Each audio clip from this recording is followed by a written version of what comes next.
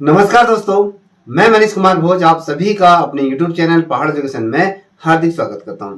दोस्तों, मैं आज जो टॉपिक लेके आप लोगों के सामने उपस्थित हुआ हूं वो सहायक अध्यापक LT सहायक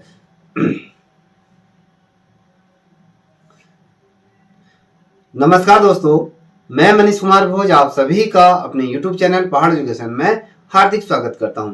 दोस्तों, मैं आज जो टॉपिक आप लोगों के बीच लेके उपस्थित हुआ हूं वो सहायक अध्यापक LT ड्राइंग सब्जेक्ट से रहने वाला है। जैसे कि आप सभी को सर्वविदित है कि कल हमने जो टॉपिक पढ़ा था वो बाघ गुफा का पहला भाग हमने पढ़ा था। आज इसकी दूसरी ये वीडियो आपके सामने आने वाली है। देखिए दोस्तों, थोड़ा थोड़ा मोटा मोटा हम समझ लेते हैं कि ये जो बाघ गुफा है, ये बाघ गुफा का जो निर्माण काल कब से कब तक का माना जाता है, तो आपको पता होना है 400 से आपके 600 ईसा पूर्व का ये क्या माना जाता है, इसका निर्माण काल माना जाता है। देखिए, ये जो गुफा को किस राज्य के अंतर्गत ये स्थित है तो पूछा जाता है, तो मध्य प्रदेश के अंतर्गत ये है। और इस गुफा को किस नाम से जाना जाता है, तो आपको पता होना चाहिए, इस गुफा को पांडव गुफा के नाम से भी जाना जाता है। ठीक है, देखिए इसमें जो कुल गुफाओं की अगर हम संख्या की अगर बात करें तो इस गुफा में कुल जो संख्या है वो 9 गुफाएं हैं। 9 गुफाओं में से जिन गुफाओं में चित्र मौजूद हैं, या जो गुफा वर्तमान समय में हमें देखने को मिलती हैं, वो यहाँ पर कुल 5 गुफाएं हैं।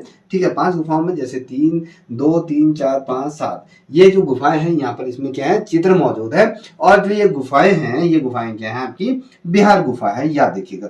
ठीक है, और देखिए इसका जो टाइम पीरियड था वो 450 से 500 ईसा पूर्व की अगर बात करें, वर्गस और फ्यूगसन वो शख्स थे जिन्होंने इसका समय को निर्धारित किया था। देखिए, अगर हम बात करें इसमें जो कुल गुफाएं हैं, आपकी जो 5 गुफाएं हैं, जो पहली गुफा को अगर हमने जो कहा था वो आपकी गुफा संख्या 1 है। वो क्या है, ये है आपके ये गर्भ गुफा है। जो अगर एक गर्भ गुफा की अगर मैं बात करूं, ये पहली गुफा है। इस गुफा का नाम जो रखा गया है वो गर्भ गुफा रखा गया। ये जो गुफा है बेसिकली है स्तंभों पर क्या है, आधारित ये गुफा है। और इसमें एक बहुत बड़ा ये कमरा है इसके सामने, जिसका मैंने कल भी ये बताया था कि 23 गुना आपके 14 फीट क्या है ये गुफा है। और ये गुफा की अगर स्थिति की बात करूं वर्तमान समय में, तो ये गुफा बहुत ही ज्यादा डैमेज ये गुफा हो चुकी है, बहुत स्थिति खराब है। अब वहीं दूसरी नंबर की जो गुफा की बात करेंगे तो वो आपकी पांडवों की गुफा है। और ये दूसरी जो गुफा है इसको हम किस नाम से जानते हैं, पांडवों की गुफा के नाम से जानते हैं।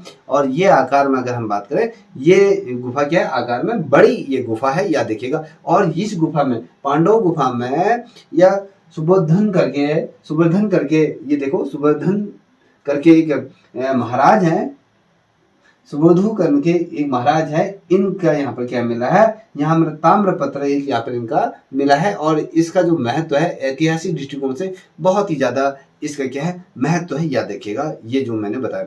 वहीं अगर मैं बात करूं, जो ये गुफा है ये वर्गाकार टाइप की क्या है आपकी, ये जो पांडवों की गुफा है। देखिए, अब बात करेंगे जो तीसरी नंबर की गुफा है, इससे पूर्व मैंने बता दी, थोड़ा ओरली आपको मैं बताऊं। जो तीसरी नंबर की गुफा है वो हाथी खाना गुफा के नाम से जानी जाती है। और इस गुफा का जो आकार की अगर बात करें, ये आपके 60 गुणा 40 फीट ये क्या है, ये चौड़ी गुफा है। अगर इसकी हम ऊंचाई की बात करें, ये क्या है, 15 फीट ये क्या है, ऊंची है। और इसे बोला जाता है कि संभवतः ये जो गुफा है, इस गुफा को एक क्या माना जाता है, चैत्य गुफा के रूप में जाना जाता है, याद देखिएगा। ठीक है, चैत्य गुफा के रूप में जाना जाता है। अब अगर हम बात करें आपसे, जो ये है आपकी चौथी नंबर की गुफा, चौथी नंबर की गुफा को हम क्या कहते हैं, आपको ये रंग महल के नाम से हम इसको जानते हैं। अगर इसकी जो ये कितनी फुट चौड़ी है या कितनी फुट लंबी है अगर पूछा जाता है, ये जो है आपके 94 फीट क्या है, ये लंबी गुफा है, सबसे लंबी ये गुफा ये माना जाता है। और ये मध्य भाग में ये स्थित है। ठीक है, वहीं अगर हम पांचवी गुफा की अगर बात करें तो पांचवी गुफा को किस नाम से जाना जाता है, पाठशाला नाम से इसे जाना जाता है।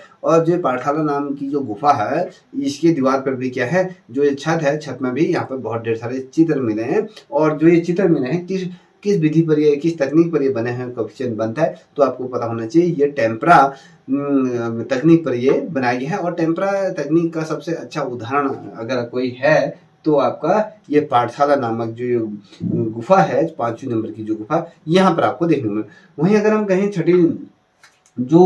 छठी नंबर की जो गुफा है, छठी नंबर की जो गुफा है, अगर इस गुफा की अगर हम बात करें तो ये गुफा क्या है, वर्गाकार टाइप की आकार की ये गुफा है। और इसका जो आकार अगर हम बात करें तो इसका आकार आपका क्या है, 46 फीट है।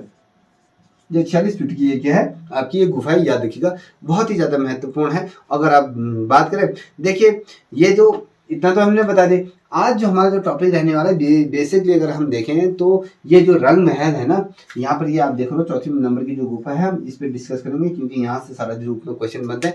जो रंग महल का जो अगर हम पहले दृश्य, इसमें ढेर सारे दृश्य दिए हैं, तो पहला जो दृश्य है उसको कहानी के तौर पर इसको समझने की कोशिश कीजिए। जो रंग महल में के जो कुछ प्रमुख चित्रों की हम बात करेंगे। देखिए रंग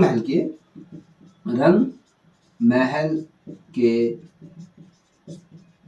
चित्रों की प्रमुख विशेषताओं की हम बात करें, ठीक है, इसकी विशेषताएं क्या हैं इस गुफा की, ठीक है, इनके जो इस गुफा में रंग महल में जो चित्र बनाए हैं, इनकी प्रमुख चित्र कौन कौन से। अब इसमें कहूँ कि प्रमुख मुख्य चित्र इस रंग गुफा में कौन कौन से बने। सबसे महत्वपूर्ण ये गुफा है, इसमें रंग की बात करें तो पहली है, अगर हम पहले नंबर की अगर बात करें तो पहले नंबर में क्या है, थोड़ा इसको पहला जो दृश्य हमें देखने को मिलता है, ये जो गुफा है हमने इसको क्या कौन सी कहा है, ये 4थे नंबर की गुफा है। आपको पता है ये 94 फीट की क्या है, ये आपकी लंबी गुफा के रूप में हम इसको जानते हैं, सबसे लंबी गुफा। और ये जो गुफा है ये प्रवेश द्वार के क्या है, दाईं ओर अगर आप देखोगे तो इसमें क्या है, दाईं ओर के दीवार पर एक क्या है, एक हाथ पर क्या बना है, एक दृश्य बना है। बाएं अगर आप जाओगे इस गुफा में, जैसे ही प्रवेश करोगे तो बाएं हाथ की तरफ क्या है बना, एक बहुत बड़ा इसमें सुंदर बहुत अच्छा ये दृश्य बना है। इसमें जो दृश्य बना है, इसमें 2 स्त्रियां एक मंडप पर बैठी हुई दर्शाई गई हैं। कौन बैठी है, कभी क्वेश्चन बनता है कि वो कौन सी गुफा है जिसमें 2 स्त्रियां एक मंडप पर बैठी हुई दिखाई गई हैं। तो आपको पता होना चाहिए ये आपके रंग महल है, 4थे नंबर की वो गुफा है। इसमें क्या दिखाया गया है, 2 स्त्रियां क्या है, रंग मंडप पर ये बैठाई हुई दिखाई गई हैं। और इसमें ये एक स्त्री है ना, सफेद रंग का क्या है, उसने वस्त्र पहने, सफेद कलर की उसने क्या पहने, वस्त्र पहने हैं। और कहीं ना कहीं हमें ऐसा फील होता है कि वो बहुत ज्यादा शोकाकुल में है, या कहीं ना कहीं वो बहुत ज्यादा दुखी है। कहीं ना कहीं ऐसा फील होता है कि भैया उसका कोई ना कोई इस दुनिया से चला गया है। जब कोई मर जाता है तो उसकी बात क्या करो, सफेद कपड़े धारण करते हैं। तो ये यहाँ पर भी एक स्त्री को ये दर्शाया गया है, उसने सफेद कपड़े पहने हैं और वो जो शोक की अवस्था में, उस अवस्था में उसको कहीं ना कहीं दर्शाया गया है। याद रखना किस अवस्था में, शोक की अवस्था में उसको दर्शाया गया है। और अगर देखें तो उसमें जो ये चित्र है, इसके अपने मुख के सामने एक हाथ क्या है, इसने एक हाथ को अपने मुख पे क्या है ढका हुआ है। और अगर बात करें जो दूसरा इसका हाथ है, दूसरा हाथ इसके कोहली पर क्या है, ये सटाया हुआ है। और इस अवस्था में बैठी है कि आपको लगेगा कि ये जो नारी है, नारी का जो मानसिक दशा, कहीं ना कहीं ये दशा से आपको लगता है कि ये महिला कहीं ना कहीं मानसिक तौर पर कहीं ना कहीं ये बीमार है, या कहीं ना कहीं ये शोकाकुल या कहीं ऐसी अवस्था में। तो इस प्रकार से दिखाया गया। इसमें जो स्त्री है ना, स्त्री के गले में क्या, जो स्त्री बैठी है, स्त्री के गले में क्या क्या हार दिखाया गया है, उसके हाथों में कंगन पहने हुए दिखाया गया है, बालों में जोड़ा लगा हुआ दिखाया गया है। इस प्रकार से इसमें चित्र बनाए गए। और इसके जो छज्जा है ना, छज्जा जो गुफा है, इसका जो पहले दृश्य की हम बात करें, इसमें छज्जे की दीवार पर क्या है, 2 कबूतरों का भी चित्र दिखाया गया है। उसमें एक नारी के साथ क्या है, उसको एक सखी क्या कर रही है, एक नारी है उसकी, उसमें एक सखी को क्या कर रही है, उसको कहीं ना कहीं उसकी सखी को उसके साथ किया गया, अंकित किया गया है। जो उस सखी को जो दर्शाया गया है, कहीं ना कहीं वो नंग अवस्था में, उसको कहीं ना कहीं उसके शरीर पे कपड़े नहीं दर्शाए गए हैं, वो नंग अवस्था में आपके देखने को मिलती है। और जो यहाँ पर जो नारी है, अगर इस चित्र की अगर हम बात करते हैं तो यहाँ पर कहीं ना कहीं जो मुख्य आकृति के रूप में जो दर्शाया गया है, बेसिकली अगर हम देखें तो कहीं ना कहीं नारी को कहीं ना कहीं प्रमुखता से उसको चित्रांकन किया, कहीं ना कहीं नारी को सांत्वना देते हुए वो दिखाई दे रही है, क्योंकि वो नारी किस अवस्था में बैठी है, शोकाकुल की अवस्था में बैठी है। तो कहीं ना कहीं ऐसा फील होता है कि ये जितनी भी जो दूसरी नारी को दिखाया गया है, कहीं ना कहीं उसको क्या है, सांत्वना करते हुए उसको दिखाई दे रही है। ठीक है, याद रखिएगा, बहुत ही महत्वपूर्ण है। और जो ये है, इसमें जो नारी का जो आकृति दिखाई गई है ना, उसमें बहुत ढेर सारे विद्वानों के अपने अपने मत भी हैं कि भैया, वो लोग कहते हैं कि भैया ये संभवतः क्या हो सकती है, ये यशोधरा हो सकती है, या अलग अलग तरीके से जब बुद्ध क्या करते हैं, गृह त्याग करते हैं, तो उस अवस्था में क्या करते हैं, जो यशोधरा है वो कहीं ना कहीं उसके विरह में या कहीं उसके दुख में इस अवस्था में बैठी है। तो कहीं ना कहीं इसमें विलाप दिखाया गया है, कहीं ना कहीं दुख का भाव दिखाया गया है कि हाय रे मेरे पति चले गए, अब मुझे छोड़ के चले गए, अब मैं कैसे रहूंगी पूरी जीवन भर बिना पति के। तो कहीं ना कहीं इस प्रकार के, क्योंकि ये एक राजा के तौर पे ये जाने जाते थे, तो इस प्रकार से इसमें उनके हाथों में कंगन है या कहीं जो गहने दिखाए गए हैं, तो कहीं ना कहीं इस प्रकार से दिखाए गए। छज्जे में हमने आपको बताया कि 2 उसमें क्या दिखे, कबूतर दिखाए गए हैं। तो कहीं ना कहीं बुद्ध के ये वियाप पे गए या उसके प्रेम के प्रति उसमें बहुत ज्यादा सजग इसमें दिखाई गई। देखिए दोस्तों, अब मैं आपको बताता हूँ। देखिए पहला दृश्य की आपको बताया, अब यहाँ पर अगर हम दूसरे दृश्य की बात करें तो दूसरा दृश्य को थोड़ा सा ध्यान से देखिएगा। जो दूसरा दृश्य है ना बच्चों, तो दूसरे दृश्य में क्या है कि यहाँ पर 4 पुरुषों की आकृति दिखाई गई। दूसरे जो ये दूसरा दृश्य है किसमें, जो गुफा नंबर 4 में रंग महल की मैं बात कर रहा हूँ, तो इसमें क्या दिखाया गया है, इसमें 4 पुरुषों की आकृति को कहीं ना कहीं दर्शाया गया है। और पथरी माथे बैठे हुए देखे, इसमें पालथी मारे हुए, क्यों इसमें ऐसे पालथी मारे 4 पुरुष दिखाए गए हैं, वो कहीं ना कहीं पालथी मारे हुए बैठाए हुए हैं। तो पालथी मारे ऐसे हमें इस जो चित्र है, इस चित्र में कहीं ना कहीं फील होता है कि भैया ये कहीं ना कहीं पालथी मारे बैठे हैं। मानो कि आसपास कोई वार्तालाप चल रही होगी। जैसे हम बैठते हैं ना कि हम जैसे घर में बैठते हैं, कहीं पर सोफा में बैठ जाते हैं, तो हम 4-5 लोग क्या करते हैं, एक जगह पे बैठते हैं तो वार्तालाप करते हैं, किसी बात पर हम डिस्कस करते हैं। तो ऐसा लगता है कि ये कहीं ना कहीं एक दूसरे से वार्तालाप करने के मकसद से बैठे हैं। और अगर जो इनका अगर शरीर देखोगे, जो चित्र में अब देखोगे, तो शरीर का जो ऊपरी भाग है ना इनका, तो कहीं ना कहीं वो क्या है, नग्न अवस्था में इसको दर्शाया गया है और अभोग के रूप में उसको दिखाया गया है कि अधोत भाग इसको जो दिखाया गया है उसका, जैसे धोती जैसे वस्त्र उन्होंने पहने हुए हैं, वो उसको दिखाया गया। और यहाँ पर जो 4 पुरुष है ना, 4 पुरुषों की अगर देखोगे तो हर 4 पुरुषों के गले में कहीं ना कहीं मोती की मालाएं आपको दिखाई देंगे। और बाजू होता है, बाजू में कहीं ना कहीं बाजू बंद आपको इसमें देखने को मिलता है। हाथ में इन्होंने कड़े पहने हुए हैं। और साथ ही साथ जो बाईं ओर अगर देखोगे, जो व्यक्ति बैठे हैं उनके सर में देखिए 4 पुरुष बैठे हैं, तो 4 पुरुष को ऐसा दर्शाया गया कि जो बाईं ओर जो पुरुष बैठा है, कहीं ना कहीं ऐसा लगता है कि उसके सर पर क्या गिरा है, एक मुकुट को दर्शाया गया है। तो इससे ऐसा लगता है कि दोनों सामंत है, ऐसे लगता है कि 2 ऐसे सामंत लोग होंगे, ऐसे सामंतों के प्रतीक के रूप में दिखाया गया। और इसका जो पृष्ठभूमि दिखाई गई, इसके पृष्ठभूमि में कहीं ना कहीं आलेखन इत्यादि चीजों को बनाया गया है। ठीक है, ये आप देखिएगा। और इसमें कहीं ना कहीं ऐसा फील होता है कि ये कोई उद्यान हो, कोई पार्क जैसा इसमें प्रतीत होता है कि कहीं पार्क में बैठे हैं। तो इस प्रकार से पालती मारे हुए ये दिखाई गए हैं। याद देखिएगा, बहुत ही ज्यादा ये भी महत्वपूर्ण पूछा जाता है कि ऐसा कौन सी गुफा है जिस गुफा में 4 पुरुष पालती मारे हुए बैठे दिखाए गए हैं। ठीक है, याद देखिएगा, ये बहुत ज्यादा महत्वपूर्ण है आपका। अब अगर मैं तीसरे चित्र की बात करूं, इसमें जो रंग महल में जो तीसरा चित्र बनाया गया है, इसमें क्या गया, एक संयोजन रूप में एक जो कलाकार है, जिस कलाकार ने इसमें जिस प्रकार से संयोजन, एक समतुल्यता आगे कहें, एक उसमें संयोगात्मकता, उसमें जो जिस प्रकार से कलाकार ने प्रस्तुत की है, जिस प्रकार से इस चित्रों को कलाकार ने बनाया, कहीं न कहीं जो मानव आकृति है उनको कहीं न कहीं उसने जो ये चित्र भूमि में अग्र भाग में कहें या पृष्ठभूमि में कहीं ना कहीं उन्होंने दर्शाया है। और अगर देखें जो दूसरी पंक्ति, अगर आप इन चित्रों को देखोगे तो दूसरी पंक्ति में कहीं ना कहीं हमें इस प्रकार की चीजें दिखाई देनी है। जो पृष्ठभूमि है, पृष्ठभूमि के जो चित्र हैं जिनमें आकृतियां हैं, ऐसे प्रतीत होते हैं कि मानो कि भैया उसमें कहीं ना कहीं बादलों को कहीं ना कहीं दिखाया गया है, बादल विचलित करते हुए दिखाए गए हैं। और आपको मैं बता दूं, जो आकृति हैं, आकृतियों को काफी बाहर स्पष्ट तौर पे उनको क्या गया दिखाया गया है, उसमें सही डिटेलिंग, सभी चीजें उसमें क्या गया डिटेलिंग में उनको दर्शाया गया है। याद रखिएगा, बहुत शानदार तरीके से उसमें किया गया, जो बादल उड़ते हुए दिखाए गए हैं तो बादलों को भी शानदार तरीके से किया गया।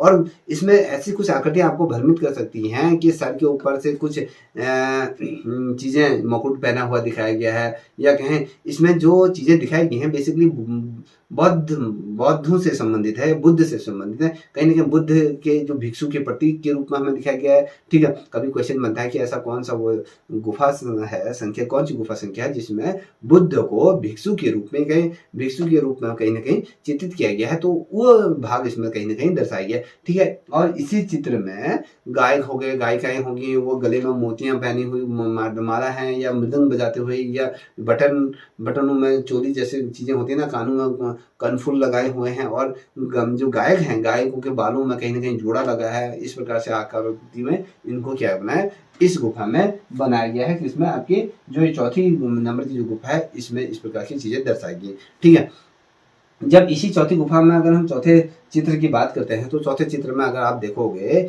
इसमें एक क्या गया है, एक दृश्य दिखाया गया है, गोलाकार तरीके से एक दृश्य को दिखाया गया, गोल तरीके से क्या है उसमें अंकन किया गया। उसमें क्या दर्शाया गया है, जो गायक होते हैं उन गायकों का कहीं ना कहीं समूह के रूप में गोल तरीके से उसमें बैठाया हुआ दिखाया गया।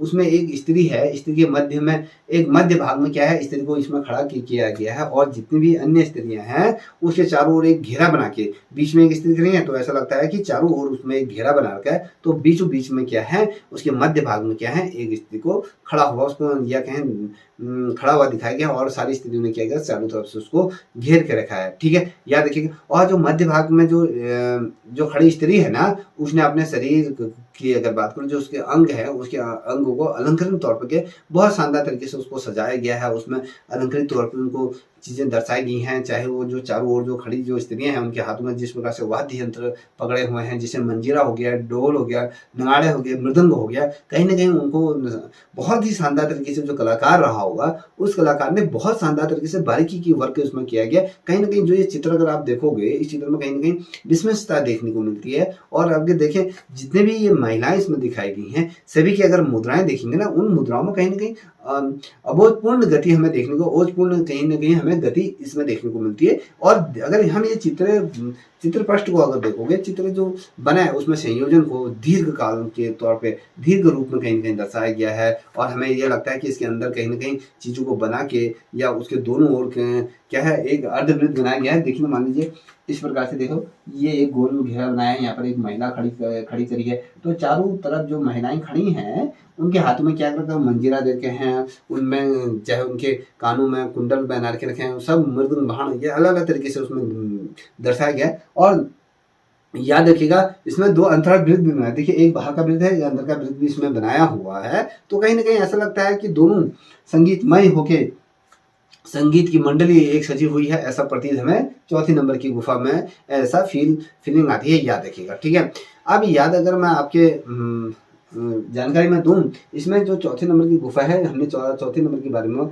इसमें जो पांचवा नंबर का एक क्या दिखाया गया है, इसमें एक चित्र दिखाया गया है पांचवें नंबर में। उसमें एक क्या है एक समूह को दिखाया गया, एक समूह जैसा होता है ना, एक समूह के रूप में उसको दर्शाया गया है। उसमें क्या है 17 घुड़सवार दिखाए गए हैं। देखिए 17 क्या है उसमें घुड़सवार दिखाए गए हैं, जो आपकी क्या है 5 से 6 पंक्तियों में कहीं ना कहीं उसको प्रतिस्थापित किया है। 5 से 6 पंक्तियों में घुड़सवारों को किया गया, कहीं ना कहीं दर्शाया गया है कि इस प्रकार से। कभी क्वेश्चन पूछा जाता है कि बाघ की वो कौन सी गुफा है जिसमें 17 घुड़सवारों को दर्शाया गया, तो वो गुफा नंबर कौन सी है आपकी जो है चौथी, उसको रंग महल के नाम से जाना जाता है। इसमें कितनी पंक्तियों में घुड़सवारों को रखा गया है, 5 से 6 पंक्तियों के मध्य में उसको किया गया है, विभाजित किया गया। मध्य में क्या दिखाया गया है, एक घुड़सवार को मुख्य रूप में जो उसका प्रतिनिधित्व कर रहा है, ठीक है, जो उसका फ्रंट ऑफ जो बीच में खड़ा है, तो उसको कहीं ना कहीं एक घुड़सवार ऐसे दिखाया गया है जो क्या कर रहा है उसका प्रतिनिधित्व कर रहा है। और उसके सर पर एक छत्र है, मतलब उसके छत्र जैसा उसके सर पर रखा है। और घोड़े के सर पर भी क्या रखा है, आपको याद रखें, घोड़े के सर पर पक्षी के बालों की एक कलंगी करके, जैसे होता है ना कि घोड़े के सर पे इस प्रकार से कलगी, मतलब जैसे मुर्गा होता है, मुर्गे के सर पे क्या होता है कली होती है, उसी प्रकार से जो घोड़ा, घोड़े के ऊपर से भी एक प्रकार की क्या है कलगी, जो किसी पक्षी का पंख है उसमें लगा है, तो उस प्रकार से कलगी जैसा उसको दर्शाया गया। ऐसा फील होता है उसको देख के कि भैया ये बहुत ज्यादा सजीव टॉप के हो गए, कि भैया हूबहू अगर कहीं ये मोर उठेगा इस प्रकार से दिखाया गया। और जितने भी मानव आकृतियां इसमें दर्शाई गई हैं, जो मैं कह रहा हूँ समूह में, तो हर किसी के सर पर क्या गया जो पक्षी के बालों का एक कलगी रखी है। हर किसी, आपने देखा होगा अगर आपने कहीं हॉलीवुड या बॉलीवुड की मूवी देखी होगी, जब जो सेना होती है, जो सेना की जितने भी सिपाही होते हैं उनके सर में कवच होता है, उसके ऊपर से क्या होता है एक पंख जैसा लगा होता है। तो कहने का मतलब है इसमें भी जो 17 जो घुड़सवार है, जिसे 5 से 6 पंक्ति में हमने विभाजित किया गया है, तो हर किसी के सर पे क्या है वो बालों की कंग, जो पक्षी होता है, पक्षी के जो बाल होते हैं उसकी कलगी को उसमें लगाया। अब कलगी का मतलब ये समझिए जैसे आपने एनसीसी की जो टोपी पहनी होगी, तो टोपी में क्या है जो पक्षी होते हैं, पक्षियों के उसमें क्या रखते हैं बालों को उसमें लगाया रहता है, उसमें रेड कलर किया जाता है। तो उसी प्रकार से इन जितने भी घुड़सवार हैं उनके ऊपर भी किया गया, उस प्रकार से वो दर्शाया गया। और यहाँ पे जितने भी जो मानव आकृति है, जितने भी इसमें अगर मानव आकृति देखोगे तो कमर से लेकर ऊपर तक के बल्कि कहीं ना कहीं उसमें चित्रों को स्पर्श तौर पे कहें या उसमें पंजा दिखाया गया है, तो कहीं ना कहीं उन्होंने पैजामा पहना हुआ दर्शाया गया है। कहीं ने इस प्रकार से उन्होंने जो शस्त्र धारण किए हुए हैं और पैजामा पहने हुए हैं। ये जो इसमें अगर आप देखोगे, जो मैं बता रहा हूँ जो घुड़सवार वाला है, तो इसमें जितने भी चित्र हैं वो बहुत ही डिटेलिंग में स्पष्ट तौर पर उनको इस तरीके से उसमें दर्शाया गया है। जो चित्रकार रहा होगा उसने बेहतरीन तरीके से क्या क्या बनाया है और स्पष्ट तौर पर उसकी जो मैं अगर कहूँ तो डिटेलिंग था वो उसमें दी गई है। इसी रंग महल की जो चौथे नंबर की जो गुफा है, रंग महल की अगर मैं बात करूँ, छठे नंबर का जो इसमें वो दिया गया है, जो चित्र दिया गया है, इसमें क्या दिखा है, इस छठे नंबर के जो चित्र है उसमें क्या गया, एक हाथी को क्या दिखाया, दर्शाया गया है। हाथी जो दर्शाया गया वो बहुत ही सजीव, ऐसा लगता है कि भैया कि ये हाथी हूबहू हाथी का कहीं ना कहीं एक डमी रख दी होगी, अभी ये हाथी चलने लग जाएगा, इस प्रकार से बनाया गया। अगर आपने देखा होगा, अगर आपने अजंता पढ़ी होगी तो अजंता की परंपरा भी उसी तरीके से रही, तो वहाँ पे कहीं ना कहीं हमें बाघ गुफा को देखोगे तो कहीं ना कहीं हमें अजंता की वो फीलिंग आती है, जिस प्रकार से अजंता में गज से संबंधित चित्र बनाया, हस्त जातक दंत जातक कथाओं का भी वर्णन किया गया, तो उसी प्रकार के चित्रों को इसमें भी अजंता की कहीं ना कहीं हमें याद दिला देती है। कौन? आपकी जो ये बाघ गुफा है वो कहीं ना कहीं हमें फीलिंग कराती है। और यहाँ पर क्या किया, एक हाथी है, हाथी को सम्मानित करते हुए व्यक्ति एक बैठा हुआ है। हाथी क्या है, हाथी को दर्शाया गया है, उस पर क्या है, एक सम्मानित व्यक्ति बैठा हो, कहीं न कहीं समाज का वो प्रतिष्ठित है, वो सम्मानित व्यक्ति होगा, कोई मान लीजिए महाराज या सेनापति कुछ इस प्रकार से होगा। उसके हाथ पर क्या है बताओ, जो व्यक्ति बैठा है उसके हाथ पर क्या रखा गया, एक कमल का फूल रखा गया, कमल के फूल, और साथ ही जो उसका सर है, सर पे जो मुकुट है उसमें छत्र लगाया गया, और छत्र के पीछे एक व्यक्ति क्या कर रहा है, उसको चवण, चवण का मतलब क्या होता है बताया, जिससे वो राजा को क्या करते हैं, हवा लगाते हैं, वो चवण पकड़े है और उसको ऐसे कर रहा है, हिला रहा है, ठीक है ऐसे। और पीछे की अगर आप देखोगे, जो हाथी का जो चित्र मैं कह रहा हूँ, उसके जो पीछे का चित्रों को अगर देखोगे तो उस पर क्या है, पीछे क्या है, उसके ऊपर क्या है, एक महावत कहते हैं ना, जो हाथी को जो संचालित करता है, जो हाथी की रखवाली करता है, तो उसके मालिक के तौर पर हम महावत उसको कहते हैं। और साथ ही उसमें कहीं ना कहीं उसके साथ क्या दिखाया, ये स्त्री को भी दिखाया गया है, स्त्री को भी कहीं ना कहीं उसमें बैठी हुई दिखाया गया। उसमें जो चित्र है, अधोत वस्त्र कहते हैं उसको, अधोत वस्त्र क्या है, कहीं उन्होंने धारण किए गए हैं स्त्री, और जो महावत है उन्होंने क्या है, अधोत स्त्री क्या उसमें धारण किए हुए हैं, याद रखिएगा, ठीक है, बहुत महत्वपूर्ण है। अब मैं आपके सामने जो रखने जा रहा हूँ, एक बहुत शानदार एक कहानी भी कह सकते हो इसको, या कहें जो ये चौथे नंबर की गुफा है, इसमें सातवें नंबर का क्या है, एक चित्र है। इस चित्र में दिखाया गया ये गुफा का जो गेट है ना, अगर आप गुफा का गेट को देखोगे, बाघ की गुफा का एक गेट है, वहाँ पर एक चित्र आपको देखने को मिलेगा। तो यहाँ पर वो चित्र आज की दृष्टिकोण में देखें, आज की परिदृश्य में देखें, तो वो चित्र पूरी तरीके से नष्ट हो गया है, याद रखिएगा। देखिए बहुत ढेर सारे जितने भी विद्वानों ने अजंता के नहीं है, बाघ गुफा के अंदर जितने भी लोगों ने वहाँ पर रिसर्च करी या उनके चित्रों को बनाया गया, उसमें एक डॉक्टर MP करके थे, उन्होंने भी जो ये चित्र है ना, जो सातवें नंबर का, उसमें उन्होंने अपने भी अलग अलग तरीके से उन्होंने उसको वर्णित किया गया है। वो कहते हैं कि अगला जो दृश्य हमें देखने को मिला था वो बहुत ज़्यादा विशिष्ट था, कहीं ना कहीं उसमें मनोरंजन तौर पे थी, और जो उनकी जो आकृतियाँ थी कहीं ना कहीं बहुत उल्टी दिशा को दर्शाई गई होंगी, और उसमें 4 हाथी, 3 घोड़े, और साथ ही संभवतः हो सकता है कि वो अपने गंतव्य स्थान तक पहुंच गए होंगे, कहीं ना कहीं विश्राम कर रहे होंगे। महावत हाथी को लेकर क्या है, उसके मस्तक से पर भुजाएं को आराम करते हुए दिखाया गया है। तो अलग अलग तरीके से दिखाया गया। हाथी के सूंड को क्या कोई कपड़ा लगा के रखा है, और भाले और तलवारों के लिए भी दो जो व्यक्ति हैं वो कहीं ना कहीं पैदल चलते हुए दिखाया गया है। तो कहीं ना कहीं इस प्रकार की चीज़ों को इसमें दिखाया गया है, ठीक है। अब मैं बात करूंगा जो ये बाघ गुफा है, बाघ गुफा के चित्रों के बारे में हमने बात चर्चा करी थी। हमने रंग महल की जो गुफा नंबर चौथी है, हमने उसके क्या करा है, रंग महल की गुफाओं के जो चित्र है उनकी बात करी। अब हम बात करेंगे बाघ गुफा के जो चित्रों के बारे, गुफा के चित्रों के बारे में अगर हम बात करें तो ये चित्र कौन से हैं, थोड़ा इसको भी हम समझते हैं, ठीक है। देखिए दोस्तों, आप लोगों को लग रहा होगा कि ये बकवास है, तो जो बच्चा डीपली पढ़ना चाहता है उसके लिए बहुत ज़्यादा महत्वपूर्ण है। कहीं से भी क्वेश्चन बन सकते हैं, तो आपको क्या होना चाहिए, सजग रहना, अलर्ट होना चाहिए। हमें कहीं से भी पूछे तो अभी विस्तार से पढ़िए, समझ ज़्यादा है तुम्हारे पास, ठीक है।